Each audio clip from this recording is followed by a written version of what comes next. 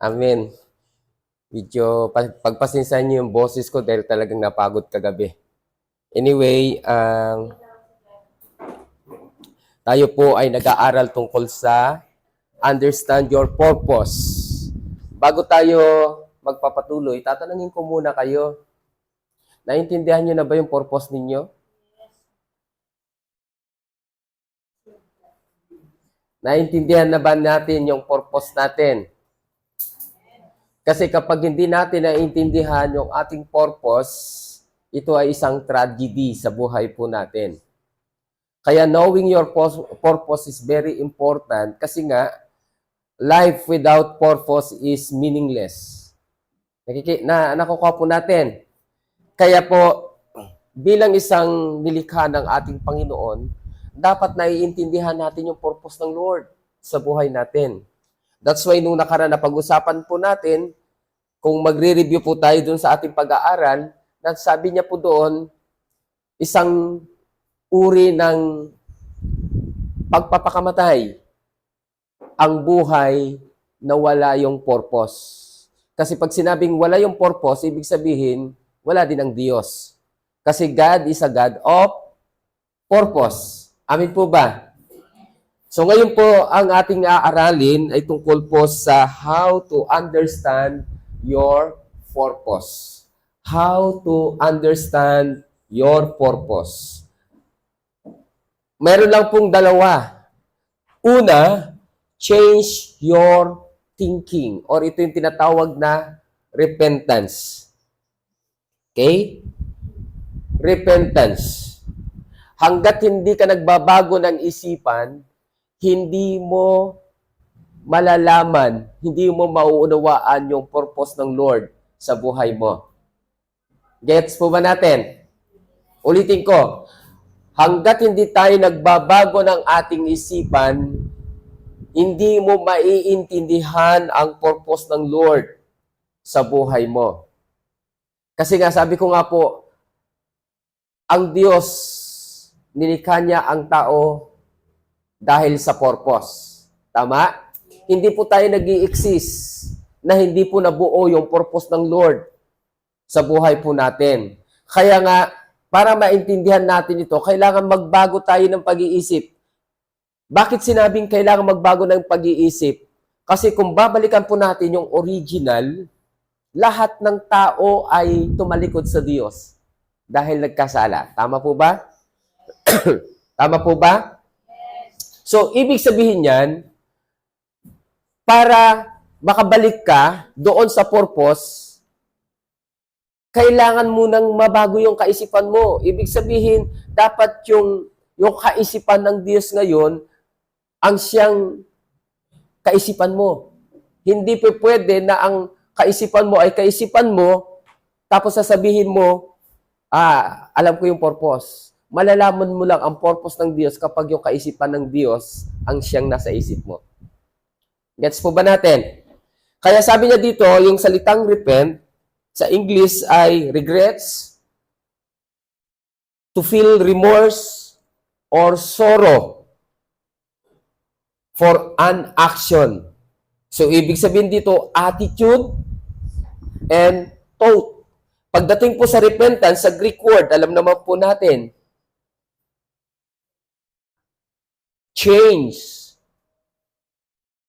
of mind or turning to God. So, ibig sabihin, hanggat hindi po tayo bumabalik sa Panginoon, hindi mo maintindihan yung purpose mo. Gets po ba natin? Tanong ko sa inyo, nakabalik na ba kayo kay Lord? May tao ba akong kausap dito? Nakabalik na ba tayo kay Lord? So kung nakabalik ka na kay Lord, dapat alam mo na ngayon kung ano yung purpose mo. At dapat ikaw ngayon ay nagpapangsyon doon sa purpose. Kung hindi ka nagpapangsyon doon sa purpose na yon, ibig sabihin hindi ka pa nakabalik sa Diyos. Gets po ba natin? Ngayon, honestly to tell, sino ba sa inyo talaga ang nakakaalam ng purpose niya sa buhay?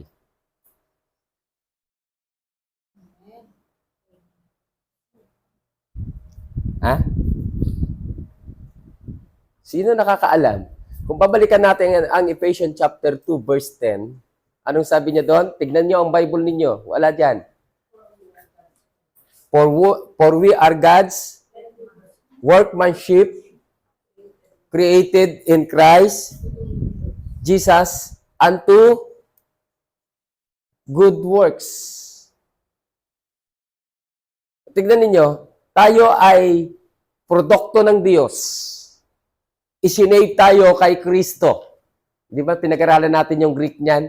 Sinave tayo kay Kristo para ilaan natin ang ating buhay sa paggawa ng mabuti dahil ito yung destiny na ginawa ng Diyos bago pa nilikha ang daigdig.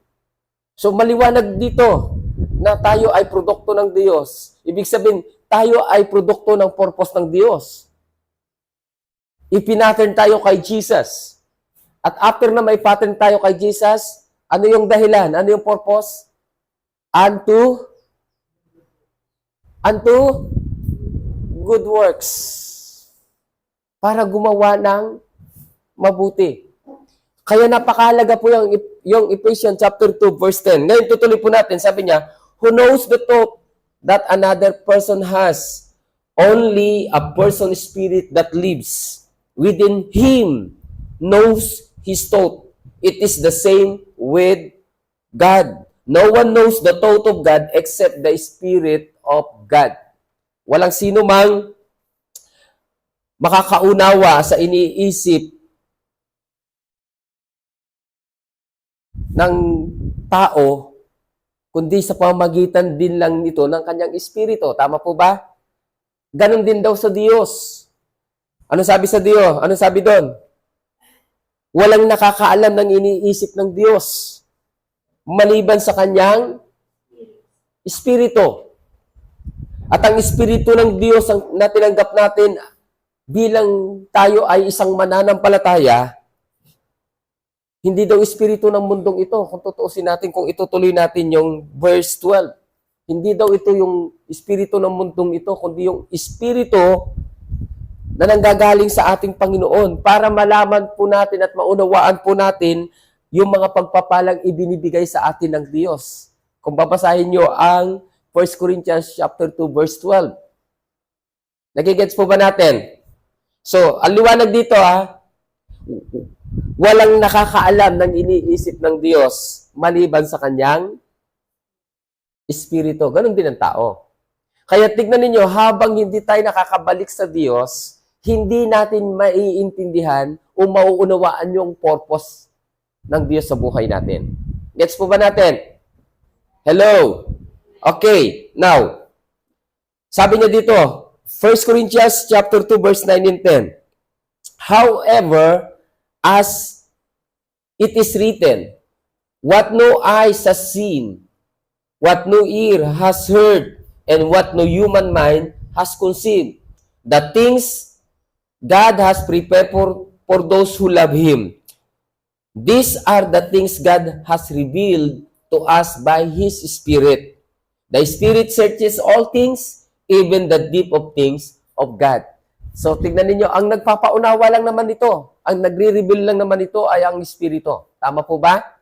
Yung mga bagay sa patungkol sa Diyos, mauunawaan lang natin ito sa tulong ng banal na Espiritu. Hello? Hello? Kaya tignan ninyo yung sinabi ko sa inyo kanina sa verse 12. What we have received is not the spirit of the world, but the Spirit who is from God, so that we may understand what God has freely given us. Hindi yung espiritu ng mundong ito ang tinanggap natin. So, ibig sabihin, may dalawang espiritu, ano? Ano yung unang espiritu? Spirit of the world and Spirit from God. So, yung Spirit from God, maiintindihan natin, maunawaan natin kung ano yung pagpapalang ibinibigay ng Diyos sa atin. Pero pag espiritu ng mundong ito, hindi natin maiintindihan. Kaya kapag tayo po ay motivated ng espiritu ng mundong ito, hindi mo maiintindihan yung purpose ng Lord sa buhay mo. The only way na maiintindihan mo yung purpose ng Diyos is to change your mindset. Gets po ba natin? Maliwanag po ba yon? May tao ba akong kausap? Okay. Kaya, kung nakabalik, sabi mo sa katabi mo, kung nakabalik ka kay Lord, mauunawaan mo ang purpose ng Diyos sa buhay mo. Right. Sabi niya dito sa 1 Corinthians chapter 2, verse 13 to 16. Tignan niyo pa, backward tayo. And we speak about this thing, not with word touched us by human wisdom, but with words touched by the Spirit. And so we explain spiritual truth to spiritual people. A person who does not have the Spirit does not accept the truth that comes from the Spirit of God. Ulitin ko, a person who does not have the Spirit does not accept the truth that comes from the Spirit of God. Kapag ang isang tao wala sa kanya ang Espiritu ng ating Panginoon, hindi niya matatanggap yung katotohanan katotohanan sa Diyos. Hindi pa kung hindi niya matatanggap yung katotohanan, di lalong hindi niya mauunawaan yung kanyang purpose. At mauunawaan lang ito ng mga taong nabubuhay sa spiritual. Nagigets po ba natin? That person thinks they are foolish and cannot understand them. Kasi yung katotohanan tungkol sa Diyos, ang tingin lang nila dito ay kamangmangan.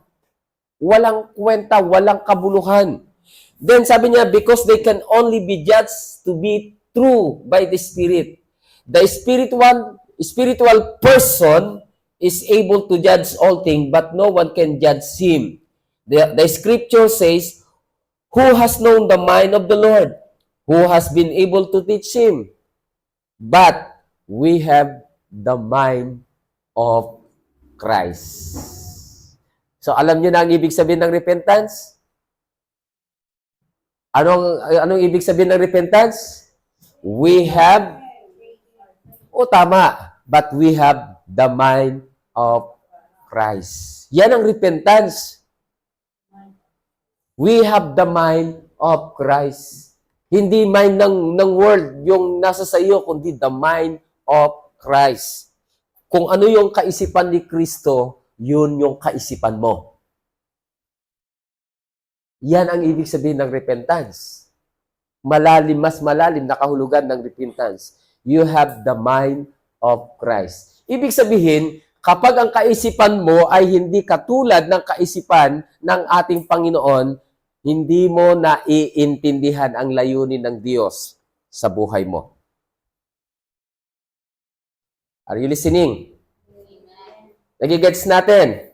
Ulitin ko, kapag wala sa iyo ang isipan ni Kristo, hindi mo kailanman mauunawaan o maiintindihan ang purpose ng Diyos sa buhay mo. Dahil ang purpose ng Diyos ay maiintindihan lang sa paraang spiritual. Ito ay naiintindihan ng mga spiritual people. Pero yung mga carnal people, hindi nila ito maiintindihan. Ang ibig sabihin ng carnal people, they are motivated ng mind of this world. Yun ang ibig sabihin ng carnal people. Pero kapag ikaw ay may kaisipan ni Kristo, ikaw ay motivated ng spiritual. Okay po ba? Hello? Now, sabi dito, no matter how you are thinking before you met Jesus, your thinking is wrong. Life apart from God leads to destruction. Without God, you are ignorant. Uulitin ko, napakaganda ito. No matter how you are thinking before you meet Jesus, kahit na ano yung iniisip mo, kahit sabihin mong maganda yung iniisip mo bago mo na encounter si Lord, na meet ang ating Panginoon, your thinking is wrong. Bakit? Life apart from God leads to destruction.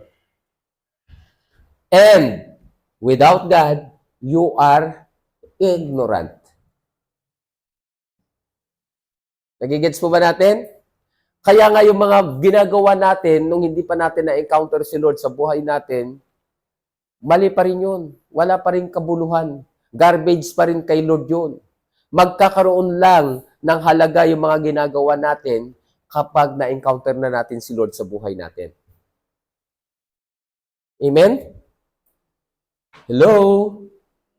Sabi niya dito sa Ephesians chapter 4, verse 17 to 18. So I tell you this, and insist on it in the Lord, that you must no longer live as the Gentiles do, in the futility of their thinking. They are darkened in their understanding and separated from the life of God because of the ignorance that is in them due to the hardening of their heart. Huwag daw tayong gumaya sa mga hintil. Walang kabuluhan yung kanilang iniisip. Alam niyo, pag sinabing mga hintil, ibig sabihin, wala sa kanila ang Diyos. Kaya kahit anong iniisip ng mga hintil, habang hindi nila na-encounter si Lord sa buhay nila, habang hindi nila nakikilala si Lord sa buhay nila, yung kanilang mga iniisip ay walang kabuluhan. Ang tanong ko sa atin, na-encounter na ba natin si Lord sa buhay natin? Na-meet nyo na ba talaga si Jesus sa buhay nyo? Hello? Kung na-meet na natin si Lord sa buhay natin, doon pa lang magkakaroon ng direction ng kabuluhan yung mga pinaggagawa mo. Kasi kung wala ang Diyos, wala si Kristo sa buhay mo,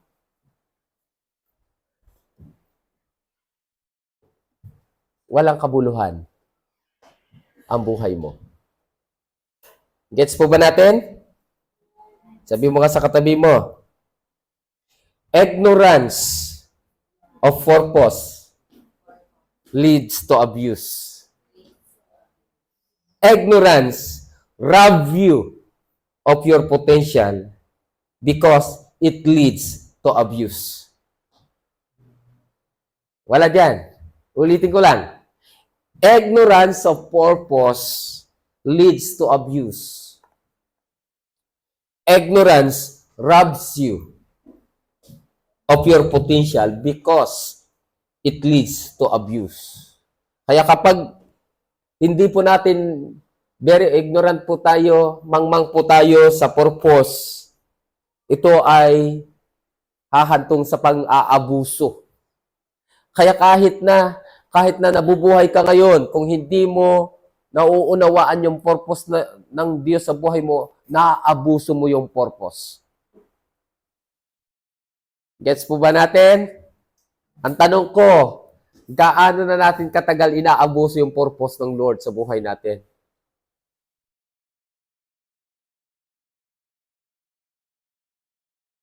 Ikaw ba ang kausap dito? Gaano katagal? Gaano na, kumbaga, kung titignan natin, how long na yung purpose ng Lord sa buhay natin naaabuso. Every time na hindi ka nagpapangsyon doon sa purpose ng Lord sa buhay mo, naaabuso yung purpose ng Lord. Gets po ba? Every time na hindi ka nagpapangsyon doon sa purpose ng Lord sa iyo, bakit ka nilikha? Naaabuso yung purpose. At kung naaabuso ang purpose, inaabuso mo ang Diyos.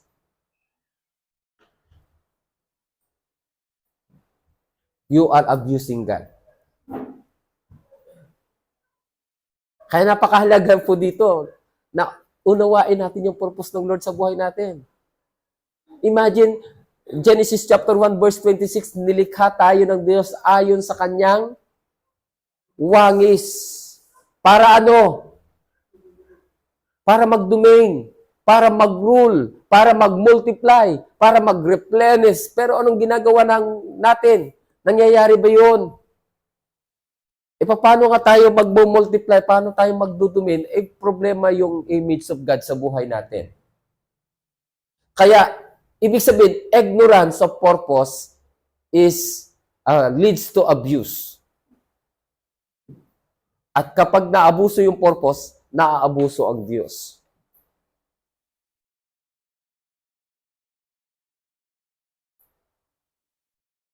Parang wala akong kausap.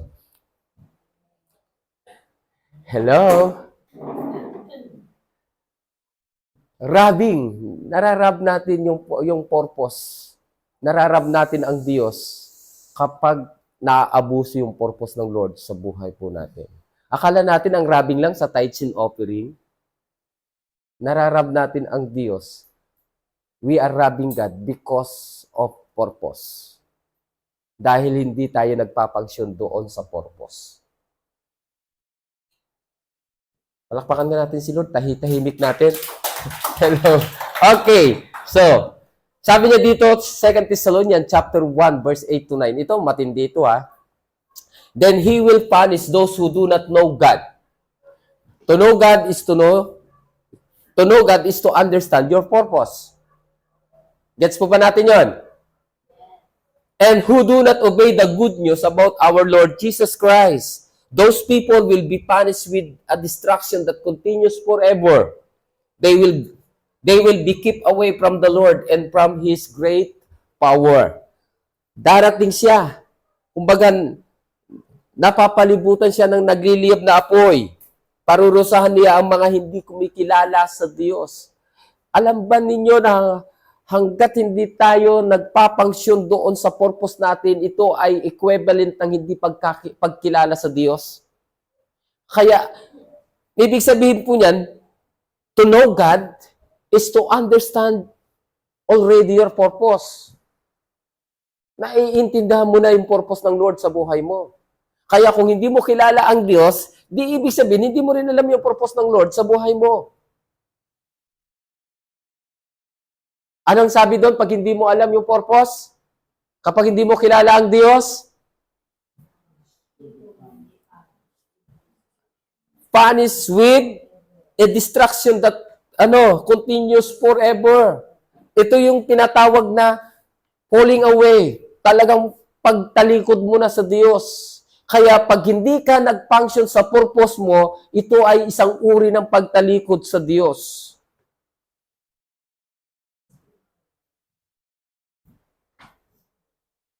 Naunawaan po ba natin?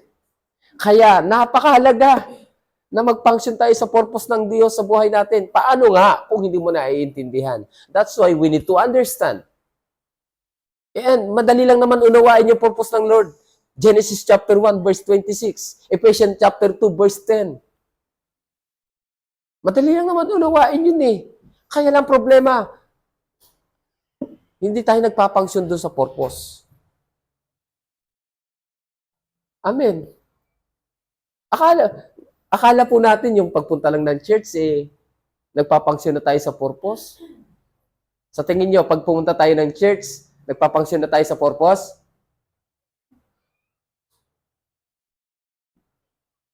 Sa tingin nyo? Not yet. Kasi ang pagpunta ng church is a lifestyle lang talaga ito.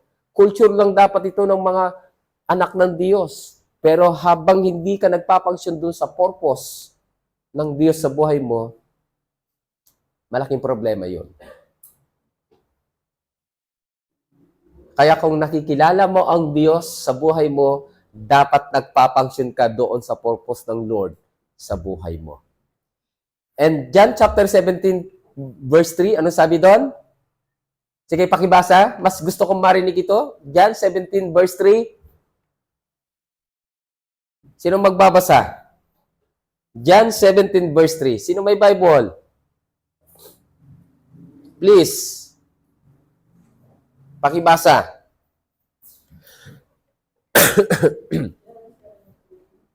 John 17 verse 3. Kahit anong version. Sige. John 17, John 17, verse 3.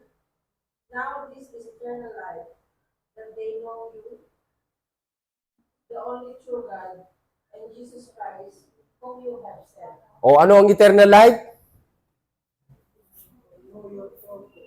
To know your purpose, to know God, to know Jesus Christ.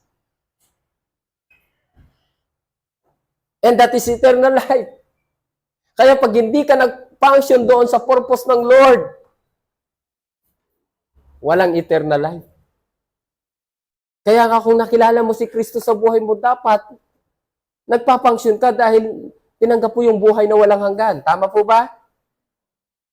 Hello? Okay, kaya nga this is eternal life. Ang tinding yan, statement, no? To know God and to know your Son. To know the only one. God or to know Jesus Christ na yung isinugo. That is eternal life. To know God is to know your purpose. To know God is to understand your purpose. To know God is to function to your purpose. Gets po ba natin? Number 2, only the Creator know the purpose of creation. Ang Diyos lang ang nakakaalam ng purpose niya sa kanyang mga nilikha. Tama, mali? Tama, mali? So sabi niya dito, kung ang Diyos lang ang nakakaalam ng purpose niya sa kanyang mga nilikha, we must go back to the mind of our manufacturer to find out the purpose for our existence. Dapat bumalik tayo sa isipan ng Diyos dahil siya yung manufacturer para maunawaan natin, mahanapan po natin ang rason bakit tayo nag-i-exist. Kaya ang nasabi ko sa inyo yung Ephesians chapter 2 verse 10. Kaya sabi niya dito, God who created you know how to design you to operate. He wants you to understand His thought towards you and His purpose for your life. Purpose is only found in the mind of the Creator. Matatagpuan lamang po natin yung purpose ng Lord sa buhay natin sa Kanya mismo, sa Kanyang isipan. Gets po ba natin? Siya rin ang nakakaalam kung ano yung disenyo, paano tayo mag-ooperate. Paano tayo mag-ooperate? Genesis chapter 1 verse 26. Ano sabi niya? Let us create man in our own image. So, ibig sabihin, mag-ooperate ka doon sa purpose according to His own image. Hindi ka pa pwede mag-ooperate outside doon sa disenyo ng Diyos. Ano yung disenyo? Nilikha niya tayo ayon sa Kanyang wangis. Christ-likeness. Yun yung disenyo para tayo ay makapag-operate doon sa purpose. Kaya kung hindi tayo kawangis ng Diyos, hindi tayo makakapag-operate doon sa purpose ng Lord. Kaya purpose, sabay-sabay tayo, purpose is only found in the mind of God or the Creator. Kaya sabi niya dito, if you try to live without God, you will completely mess up your life. Because life without purpose brings abuse. Again, ulitin ko. If you try to live without God, kung susubukan mong mamuhay na hindi kasama ang Diyos, na wala ang Diyos sa buhay mo, anong mangyayari sa iyo? Completely mess up your life. Bakit? Life without purpose brings abuse. Knowledge of purpose is the only way to avoid abuse. Kung meron po tayong kaalaman doon sa purpose, ito lang yung paraan para maiwasan natin yung abuso o yung pag-abuse. Kaya man without God is lost and confused. Kung ang tao nawala sa kanya ang Diyos, siya ay nawala. At siya ay anong Tagalog ng confused? Ha? Ligaw. Naliligaw. Nalilito. Kapag wala ang Diyos sa buhay niya. Kaya, ibig sabihin nito, kapag ang Diyos, kasama niya ang kasama ng tao ang Diyos, sa lahat ng araw ng buhay niya, hindi siya mako-confuse. Hindi siya mawawala. Hindi siya mapapahamak. Hindi siya mag-fail. Siya ay magiging victorious. Kaya yun yung sinasabi ko kadalasan na kapag nabuhay ka na wala ang Diyos, ito ay isang uri ng pagpapakamatay o suicidal. Kaya napakahalaga ito mga kapatid. Dalawang bagay. Ano yung una? Repentance. Ano yung repentance? You have the mind of Christ. And then pangalawa, only the Creator know the purpose of creation. Ang Diyos lang ang nakakaalam ng layunin niya sa kanyang nilikha. Kaya dapat tayong bumalik sa Creator. Dapat bumalik tayo sa purpose ng Lord sa buhay natin. Kaya kung hindi tayo babalik sa purpose ng Diyos, sabi mo sa katabi mo, you lose or you are lost and confused.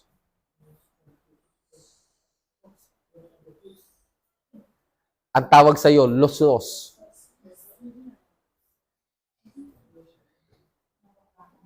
Nawala ka na. Nalito ka pa. Naligaw ka pa. Nawala ka na, naligaw ka pa. Ibang klase, ano? Life, man without God is lost and confused. May natututunan tayo. Sabi niya dito sa Psalms 82, verse 4 to 7, your duty is to deliver the poor. Ang tungkulin daw natin ay ano? Palayain ang mga mahihirap and the powerless.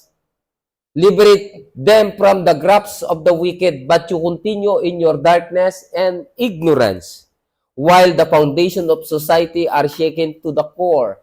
Kaya ang ignorance mo, anong mangyayari? Na nayayanig ang pundasyon ng daigdig dahil sa ignorance. Did not I commission you as a judge, saying you are like God, since you judge on my behalf, you are like sons of the Most High, my representative. Nevertheless, in death you are nothing but mere men. You will be laid in the ground like a prince, any prince, and you will die. Kaya tignan ninyo, we are God's representative here on earth. Bakit? Thy kingdom come, thy will be done on earth as is in heaven. Paano mangyayari yon? Kailangan niya ng representative. Kaya nga tayo ay inintrust sa atin yung Ministry of Reconciliation. Gets po ba natin? Yun ay mga operation ng function. Operation ng purpose ng Lord sa buhay natin. Sorry. Yung tayo ay representative, gawin natin yung Ministry of Reconciliation. Yun yung mga bahagi ng purpose ng Lord sa buhay natin eh. Ginagawa ba natin yun? Nagwi-win soul ba tayo? Nagre-reach out ba tayo? O kung hindi natin itong ginagawa, hindi katulad, yung isipan natin ay hindi katulad ng isipan ni Kristo. Dahil sabi ng ating Panginoon, Luke 19:10, my purpose is to seek and to save which was lost. Kaya siya naparito. That is his purpose, is to seek, is to save is to seek and to save which was lost. Kaya kung hindi mo ito ginagawa, ang kaisipan mo ay hindi katulad ng kaisipan ni Kristo. So, ibig sabihin, hindi ka pa nag-turning back. Hindi ka pa nag-turn back sa ating Panginoon. Ang tawag pa rin doon, turning away. Gets natin? May natututunan. That is our last verse.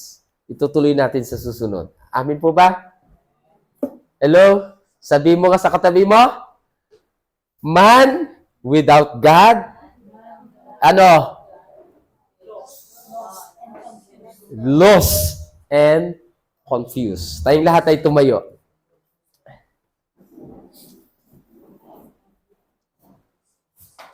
Sa susunod, ang alamin natin ay God's purpose for man. Yan ang susunod natin. Okay.